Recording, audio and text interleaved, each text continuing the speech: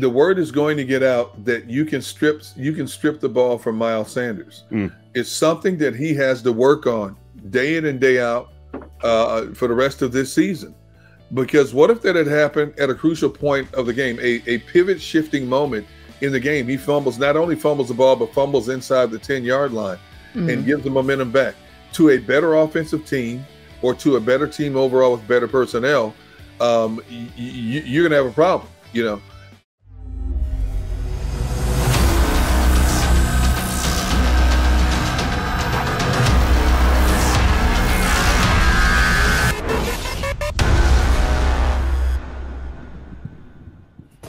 Welcome back, live postgame show. Marc Farzetta, Derrick Gunn, Devan Kaney with you. Welcome in all the people watching on the JAKIB Media YouTube channel. We're trying to keep up with your comments. A lot of them are coming in. We really appreciate the commentary. And also 6abc.com, of course. Now, looking at the stat sheet, it says that that Miles Sanders had one fumble. But did he really? Or did he have two? Because it seemed like we were really eager for Miles Sanders to come back, and he had 94 yards. So it looks like, statistically speaking, the numbers say he had a great game, but I think what most people will take away from this particular game is the fact that he put the ball on the ground once officially, twice after the whistle had blown. Should we be concerned about Miles Sanders and the old fumble machine there?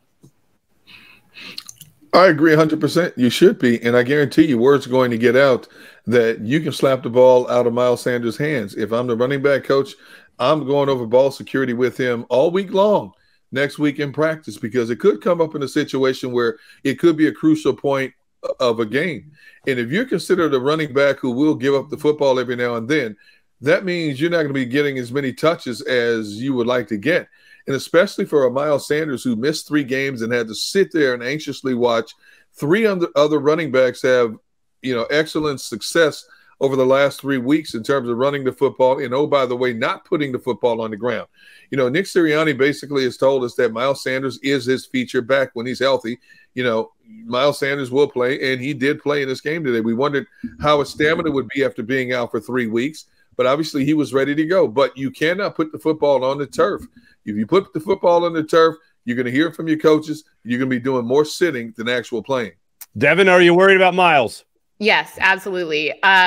Especially when you make a killer mistake like that after coming back. And look, I don't want to create, we've already dealt with our share of quarterback controversies. I really don't want any more, running back controversies. Everyone's been talking about Kenneth Gainwell sitting. And look, Miles Sanders is an incredible player. Maybe he was rusty, but when you fumble the ball, when we are on such a roll, up 14-0, and not only did the Saints then score after that, it takes the steam out of the Eagles offense and entire team. And Avonte Maddox got injured. Am I saying that's Miles Sanders' fault? No, I'm saying it just was a momentum shift, and stuff like that shouldn't happen when you're the starting running back. And everyone's there's chatter about everyone's excitement with you coming back. And I just know that this week the argument's going to be, should Kenneth Gainwell come back? Miles Sanders, should we use him as much? And it's a problem. He just has to get it under control. And I don't know if the reasoning is, maybe that's just who he is as a player. Maybe he's got to hold on to the ball better.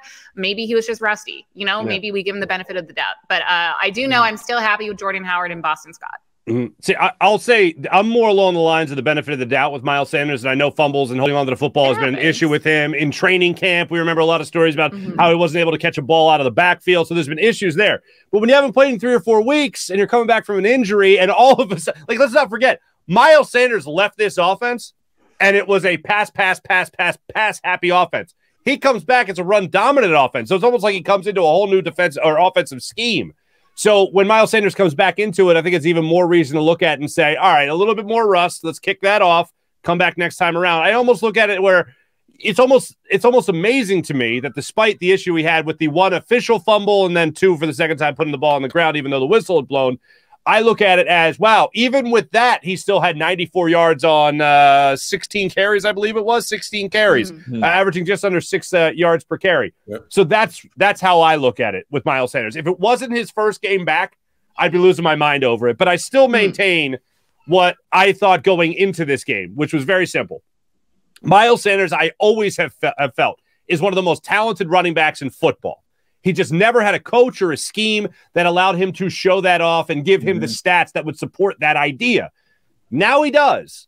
And if this is just a one-time thing, if giving him the benefit of the doubt is the correct thing to do after a game like this, and who knows what's going to happen with Jordan Howard after this game with the injury that he had in this game, which looked like a really bad look. It looked bad, but we'll see how bad it is when we talk to John McMullen after the press conferences and everything. But what I saw from Miles Sanders was very encouraging today. And until we get word on what can happen going forward with the depth in that running back room, I'm still very eager to see what he could do for this football team going forward if they continue to be a run-first team. Well, that's the only way you can approach it right now. And Miles is going to be your feature back. But again, the word is going to get out that you can strip the ball from Miles Sanders. It's something that he has to work on day in and day out for the rest of this season. Because what if that had happened at a crucial point of the game, a pivot shifting moment in the game? He not only fumbles the ball, but fumbles inside the 10-yard line and gives the momentum back to a better offensive team or to a better team overall with better personnel. You're going to have a problem, especially in terms of trying to attack again, because then you're going to be in a situation that you put opponents in over the past several weeks, a team trying to play desperation football, trying to catch up and hoping that things go in your favor. And sometimes it doesn't happen. Again, you look around the National Football League today, a few crazy things have happened again today for like the 5th consecutive weeks. Teams coming out of nowhere to win games they're not supposed to win. Yeah, how about that Carson Wentz, baby? How about that Carson Wentz? Well, by Carson Wentz, I mean Jonathan Taylor. Yeah, I was going to say, I'd say it's more so Jonathan Taylor than Carson Wentz. Jonathan Taylor doesn't do anything for us. It's all about if Carson's playing or not. But I picked Buffalo to win that game. I picked Buffalo. When you look at the personnel they have on offense and defense, and the way they had played the last game, I thought Buffalo would come out ticked off and would thoroughly dominate. I said earlier today that I thought the Colts were the best average team in the National Football League, and by that I meant they've had situations where they should be like a 2-loss or a 3-loss at the most team, but do some things and just shoot themselves in the foot. And they came out today and they looked like Buffalo. They looked like they were the home team. What was the score? 41-15 and Jonathan Taylor, 5 touchdowns. So again, you just don't know each and every week. How about Washington rising up? First of all, I'm thinking they're coming off that incredible high of upsetting Tampa Bay last week. Cam Newton's coming back for Carolina. Oh no, they go into Carolina, hold Carolina to 21 points today and beat Carolina. And then the real shocker, the Texans beating the Titans in Tennessee. I'm happy for David Culley. David Culley's a great guy. I'm happy for him. But again, are you kidding me? The Texans winning in Tennessee? So again, you look at this Eagles team. Everything that went right for them today could go wrong the next week. You just have to be on focus at all points. Yeah, bad week for pick'ems. I can confirm. I feel like this whole season, this is the craziest NFL season I can remember. Eagles themselves are just confusing at this point because, Mark, you're shouting it from the rooftops just a few weeks ago. Run the ball. All hope is lost. We're saying we're hitting rock bottom. Everyone's making fun of Nick Sirianni for talking about flowers. And now here we are. So you really can't predict anything. And that's also why, going into this game, everyone's, or not everyone, a lot of people were pretty confident. And I was like, truly, I have no clue what Eagles team we're going to get and what Saints team we're going to get week in and week out with this NFL season. Considering the way the Eagles have played as of late, are you guys ready to smell the roses? No, I'm not. But I know what I am ready to do. Take a whiff. Let's go. You know what, Gunnar, let's go with the other catchphrase that has come about from the Eagles in the last couple of weeks. Oh, what did Jalen Hurts do after his touchdown against the Broncos, his second touchdown against the Broncos? That's the one I'm going with, the whole flowers and fertilizer thing. The other one, the one that he was, that's the one I'm going with. The one they can't say. Why am I not surprised, considering for how long I've known you? I'm not surprised one bit that's what you're going with instead of everything's coming up roses right now. Well, but can we talk about, I think it was Halloween, the Halloween game, when we were talking before the show, and just the poetry that was coming from this fertilizer flower conversation. What was it? One of you said the metaphors were out of control. It was like, what happens? A weed chokes a flower. A weed is choking the Eagles. Just the metaphors were flying left and right. And now we're talking about things coming up, roses, smelling the roses. Everything's happy and dandy. What happened to the weeds, D-Gun? They used some weed killer and got rid of the weeds. See, they prevented the weeds from choking out the beautiful flowers that have sprung up for this team now. Yeah, either that or they went and bought a Ghetto Boys cassette, and they went and listened to that a couple of times. What? Mark's like, I'm not talking about flowers or fertilizer. Yeah, I'm not done with I'm flowers. On to this flowers, yeah, no flowers. I'm with the other one. But real quick, I mentioned a rising star, and the guy has risen as a star. The guy is a star, as far as I'm concerned. And before, real quick, let me just tell you that you can't forget that the scroll below, you can get 15% off Stateside Vodka, because we are fueled, as you can see right here, fueled by Stateside Vodka. 15% off by using promo code JAKIB. That's JAKIB, JAKIB, for 15% off a 1 liter bottle. Go to statesidevodka.com. Can we be any more in love with Jordan Mailata at this point, and what he's done so far? And the maturation process of watching him get drafted as a guy that never played football before, a rugby player, we all know the backstory. And then he emerges into this guy that is just a force on the left side of the line of scrimmage, an absolute force at the left side. And then today, he and Davenport get in that little scrum later in the game. But if you remember, I believe it was in the first quarter. See if you get this reference. Jordan Mailata tries to Chris Baker Davenport in that game, because Davenport pushed Jalen Hurts on a play that I thought should have been flagged. He was a step out of bounds when he made contact with him to push him again. There was no flag thrown. Mailata took issue with it because he was hitting his quarterback when he shouldn't have, got in his face, was jawing with him a little bit, went back and forth, and then later in the game, things started to boil over a little bit. But bottom line, the other play that really that jumped out was Jordan Mailata also pushing Cameron Jordan Cameron Jordan over with one arm in this game. So I look at this particular game as a huge, not that he needed a coming out party, but a big exclamation point to add to a bunch of exclamation points from Jordan Mailata's season so far. That man is like a house on two legs. 6'8". No, he's a freezer, right? Is he the freezer? Is he the freezer? Yeah, he's the freezer. A freezer on two legs. And the way he's developed in such a short amount of time, it just goes again to reassure what we have known and should have known a long time about Jeff Stoutland in terms of being the consummate teacher of young offensive linemen. I mean, here's a guy who was a 7th-round pick, a project at best. A lot of people didn't even know if they were going to keep him. Eagles keep him on the practice squad, and we're asking why.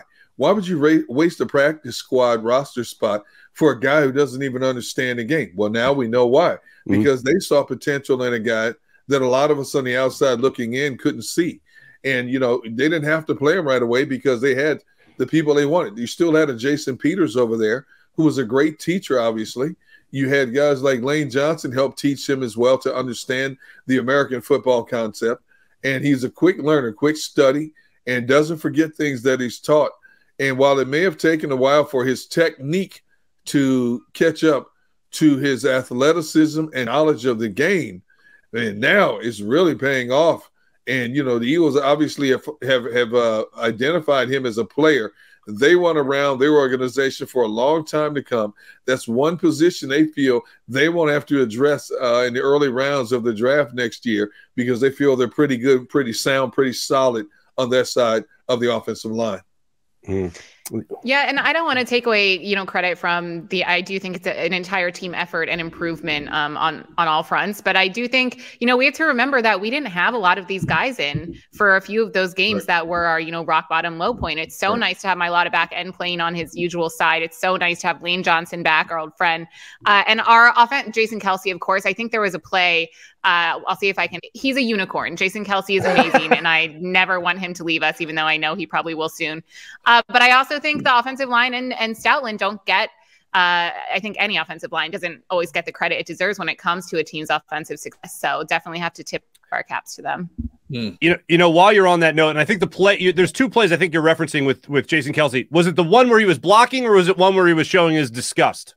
He was blocking. He was blocking. Okay. It was a Sanders run. The 25-yard Sanders run, where he just got out and started mowing people down, absolutely shows just how great he is. And that's when Jason Kelce is at his best. I mean, people want to think about him on the line of scrimmage as a great center, but what makes him so special is when he gets off the line of scrimmage and he starts getting downfield ahead of running backs on a screen play or what have you. That's what makes him so special. But the other play was, I believe it was the Wildcat formation in the goal line situation, not goal line, red zone. They line up Jordan Howard as Wildcat. When you're moving the ball down the field, whatever, it's what Nick Sirianni wanted to do. It's what they did. And Goddard and Stoll both jump off sides in that play, both false start. And they got a shot of Jason Kelce just shaking his head like that. And at that point, he was all of us, because I think we all felt that way. But as far as Jason Kelce goes throughout this entire game and really throughout this season, he has just been phenomenal. He is having another Pro Bowl season, and he's a guy you can constantly count on as the guy to anchor this offensive line. And I know they said it on the broadcast, which I didn't think was that great of the broadcast, but on a couple of things that I thought they hit on, one of them that was absolutely true was how Jason Kelce keeps this entire thing going. Oh, there's no question about it. For a man that size to be able to get out in space, snap the ball, get out in space, especially on wide screens one way or the other, it is phenomenal. He is one of the smartest players in the National Football League, especially along the offensive line. You know, there's going to come a point in time, and who knows, it could be after the season, where this organization is really going to miss his presence in the trenches for this organization. Hopefully, you know, Jason is helping groom the next center for this organization, whoever that may be right now. But you cannot overlook the knowledge that a Jason Kelce brings to the table when he's watching film, and more importantly, when he puts his hands down in the dirt in the trenches and trying to decipher what he's seeing across from them and making sure from tackle to tackle that they're all on the same page. No doubt about that. There was one thing you hit on, Devan, that I wanted to go back to, and I think we have a minute here to do it. So, as the offensive line, we all agree the offensive line played a great game today, right? Like there's no real thing we can really complain about in this game. For the life of me, I don't know if it's a Jalen Hurts thing, and I'm not digging up things on Jalen Hurts because I'm also curious to see whether or not this is a receiver issue as well. Jalen Hurts had all day to throw on more than one occasion, and I can't remember too many plays where that ended up working out heavily in the Eagles' favor. There was one instance where it looked like he was holding on. Jalen Hurts was holding the football, good protection. Then he finally got it out to Devontae Smith, who ended up having, I believe, a 33-yard reception on the play. So it worked out. But other than that, there were a number of occasions where it looked like Jalen Hurts had all day to sit there in the pocket or maybe get outside a little bit, and nobody was either getting open or he wasn't finding the guys. I'm just bringing it up because I'm really looking forward to, I believe the all 22 angles will come out tomorrow. Coach's film will come out tomorrow as part of NFL Game Pass. And I'm looking to see where guys getting open, because Devontae Smith, one of the great things he's been doing this entire season is getting open. Marshawn Lattimore, pretty good corner. That was all over him today. So I'm looking forward to seeing that answer come out in the next day or two to see whether or not those plays where he had a lot of time to throw were guys not getting open, or what I'm really hoping isn't happening, him not being able to find open targets. I think it was more of a case of him of receivers not getting open. For the most part, the Saints kept rushing a 4-man front and dropping 7 back into coverage, and they were playing a lot of zone defense, and there weren't many lanes for him to throw the ball through, especially when they started doubling up Devonta Smith. Dallas Goedert, he got his looks when he was one-on-one in a lot of situations with Malcolm Jenkins.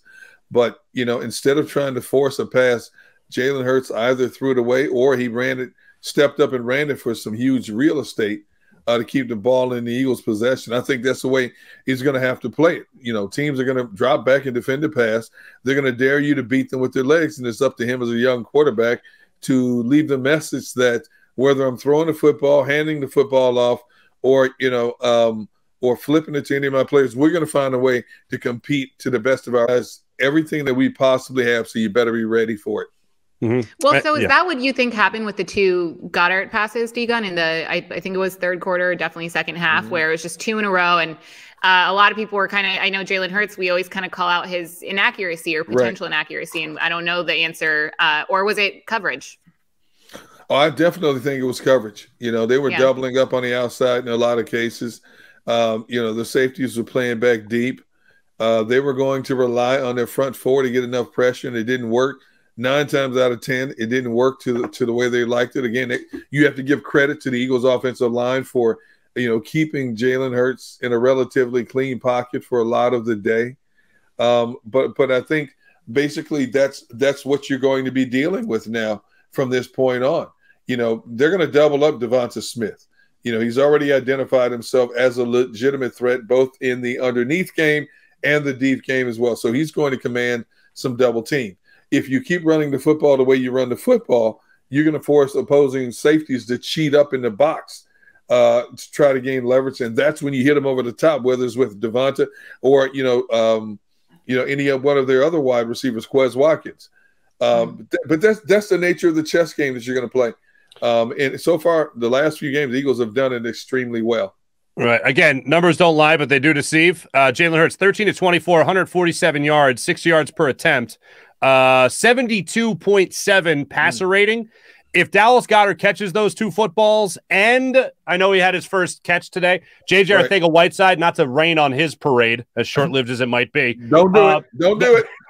If he holds his block on the Devontae Smith reception, that's a touchdown. Hey, he did have a catch. The man had a catch. He had one catch. One catch. Give him that. Catch. Lottie da. Anyway. Hey, when we come back shortly, we're going to be joined by John McMullen in the not-too-distant future. Here, he'll give us all the latest in the press conferences after the game today, and we'll cover all that with John just a little bit later in the show. But don't forget, the live post-game show is presented by Ocean Casino Resort. Go for the live shows. Go for the win. More live post-game show when we return.